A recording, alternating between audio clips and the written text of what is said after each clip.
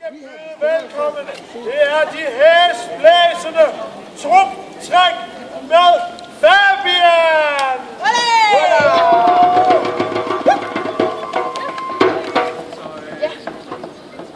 Ja, mine damer og herrer, I må meget gerne komme tættere på. Vi lover, at hvis I kommer blot holde jer inden for den sikkerhedsafstand, jeg markerer nu, vil der ikke ske jer noget som helst. Ja, I må faktisk gerne komme en lille smule tættere på, hvis I tør. Det er ikke så farligt, det lover det. Jeg kommer lidt tættere nu. Tør I komme lidt tættere på? Lidt tættere på, ja. Og ikke så tæt på, fordi så bliver det rigtig farligt, ja. Så det er den perfekte sikkerhedsafstand, mine damer og herrer. Vi starter med at varme lidt op, så vi rigtig er klar. Bup. Ja. Mine damer og herrer, hold jer nu godt bag sikkerhedsafstanden. Det er jeg med akrobatik-trick nummer 1. I vil markere scenen.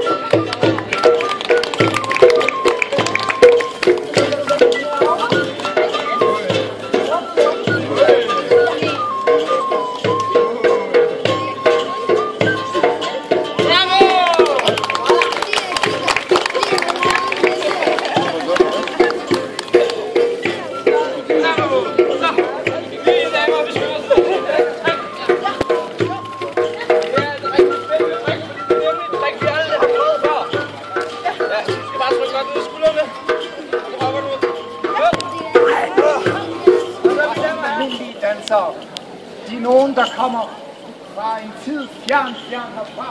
For dengang, hvor hekseri stadig var noget, som alle de grunder gjorde.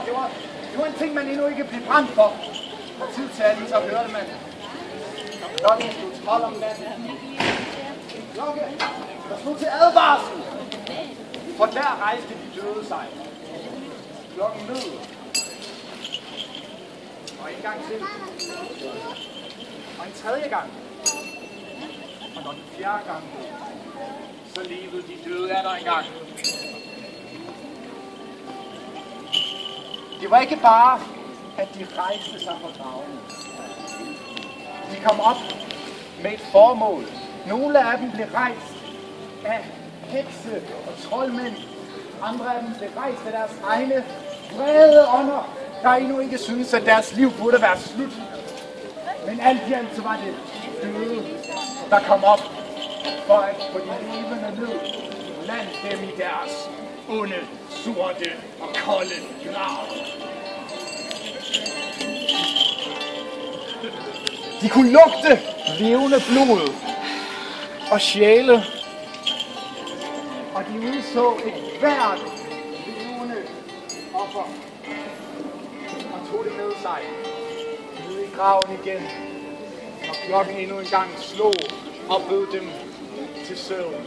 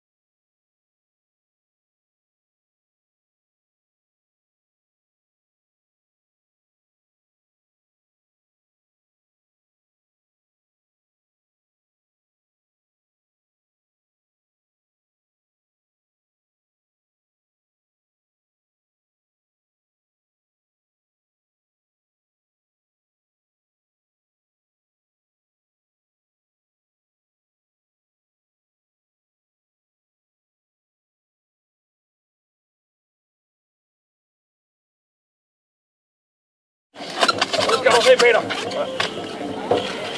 Et ægte tohånds sværd. Du får ikke lov til... Nu skal du se, Peter. Et ægte tohånds sværd.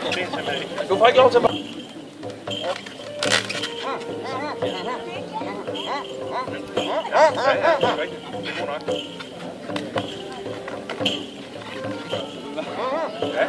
Ja, du skal godt mærke det.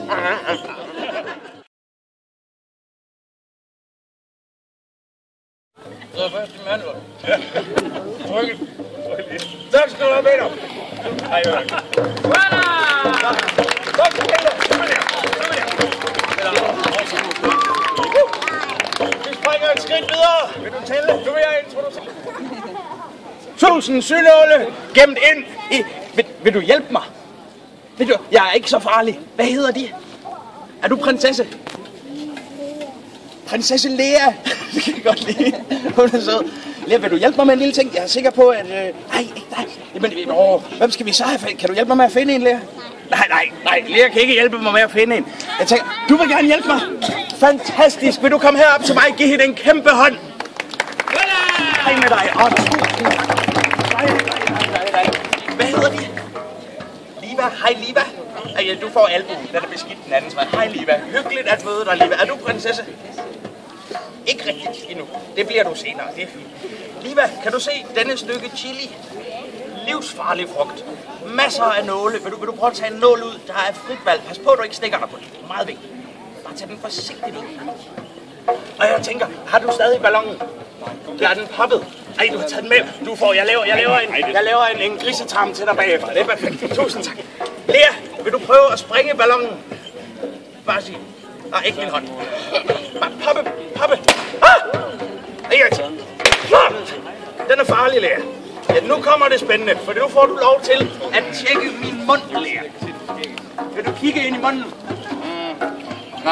Er der kønt noget ind i munden, Lea? Ja, du må stikke hele hånden ind i munden, Lea. Ved du det? Det vil Lea. Lea, vil du tage den lille farlige nål og lægge den på min tunge? Tak. Lea, bliver drøbet. Tak. Hvad hedder jeg? Noget her. Vil du holde det?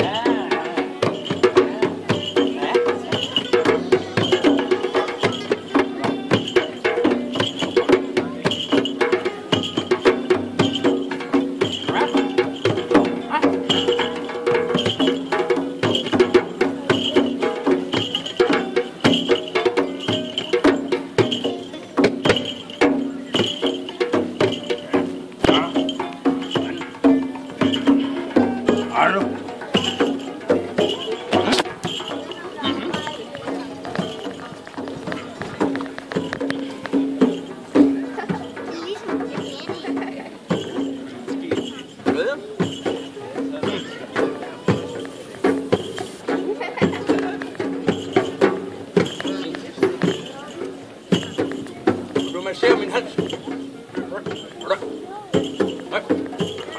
Ikke vel. Lad mig se.